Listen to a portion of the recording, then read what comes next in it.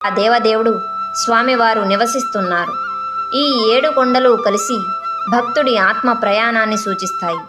భయం నుంచి భక్తి వరకు, అనుమానం నుంచి విశ్వాసం వరకు ప్రతి అడుగు ఒక పరీక్ష, ప్రతి కొండ ఒక పాఠం. చివరికి వెంకటాద్రి చేరుకున్నప్పుడు మనసంతా శాంతితో నిండిపోతుంది. కళ్ళల్లో కన్నీళ్లు వస్తాయి. ఎందుకంటే అది కేవలం దర్శనం కాదు, అది ఒక అద్భుతమైన అనుభవం. తిరుమల అంటే కేవలం ఒక యాత్ర మాత్రమే కాదు, అది ఆత్మను తాకే ఒక దివ్య అనుభూతి.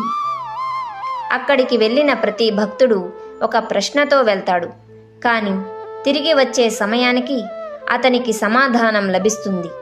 స్వామి ఉన్నాడు, ఆయన చూస్తున్నాడు, ఆయన మనల్ని రక్షిస్తాడు అనే నమ్మకంతో తిరిగి వెళ్తారు. ఇది కోట్లాది మంది భక్తుల యొక్క నమ్మకం, అనుభవాలు, అద్భుతాలు. తిరుమలలోని ఆ 7 కొండలు మన జీవిత